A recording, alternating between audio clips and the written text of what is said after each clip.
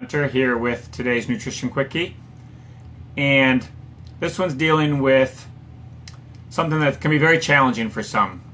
And the reason is because on paper it seems easy. You can lose weight or just cut back on your carbs, don't eat carbs, go all protein, vegetables, and you'll shed all this weight.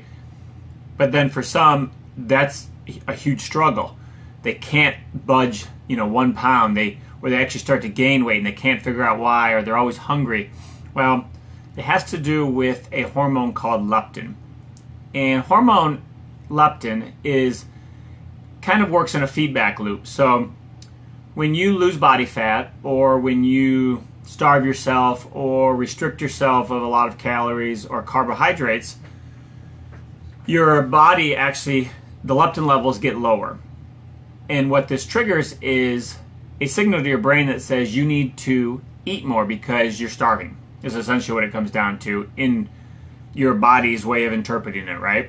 And so you start to exceed caloric intake more than what you actually burn, right? So you start eating 2,000 calories, but you're only burning 1,000 calories, for example. So then there's the opposite effect where you actually start gaining fat, right? You're putting on body fat because you're eating more than what you should be. Now your leptin levels go up, and it now tells your brain, hey, you got plenty of fat stores, let's go ahead and cut back on the calories. So now you go ahead and eat less, burn more calories. And it's kind of this feedback, right? This feedback loop, it just keeps cycling over and over.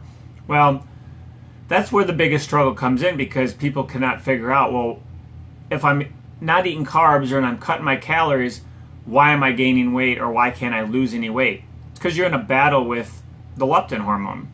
And usually you're not going to win. I mean, hormones are very, very powerful.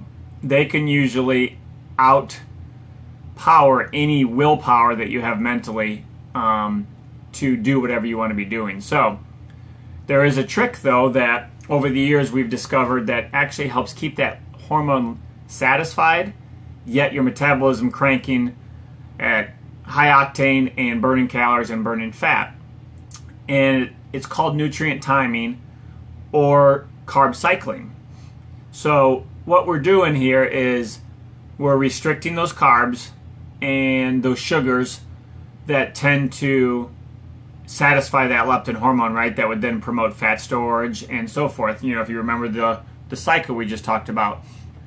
So over time, as you restrict those calories, let's say, for example, a low carb or no carb diet, right? After a few days, you're going to have your leptin level get pretty low. Then you're going to start getting those cravings. You're going to start that desire to really want to eat, especially carbohydrates and sugar and things like that. So what we're trying to do here is we're trying to not so much trick it, but satisfy it just a little bit. And you do this by then giving it a little bit of carbohydrates, or what we call cycling your carbs. So you start doing low carbs, no carbs, and about the time that leptin level starts getting a little lower, you feed it just a little bit of carbs. You're not overeating, you're not over-consuming, you're just doing an adequate amount of carbohydrates to satisfy that leptin level. It's going to come back up, it's going to tell your brain, hey, we're good, don't need to overconsume or eat calories or anything like that, we're not starving. And then we go back and start restricting some of those carbs again. And you only do this a day or two at a time, which is hence where the cycling comes in. When you do this, you're actually training your body to, one, like we talked about, satisfy that leptin level, keep it balanced so that it's always wanting to burn calories. And you're also teaching your body to burn other nutrients for energy. So you're teaching it to use proteins more efficiently, use fat more efficiently, as well as ketones.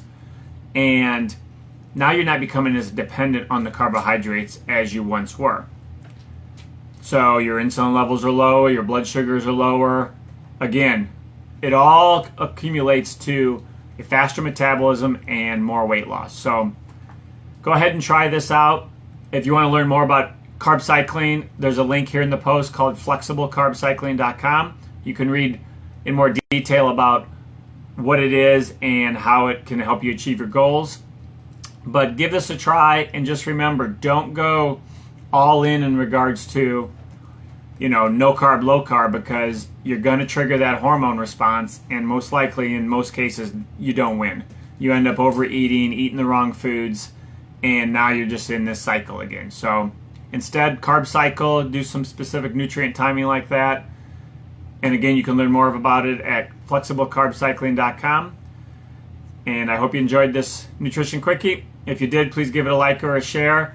Let me know if you've tried this before, if it's worked for you, or if you've experienced this loop in regards to you're not hungry and you're hungry, especially when you're trying to diet or restrict calories and reach those weight loss goals. So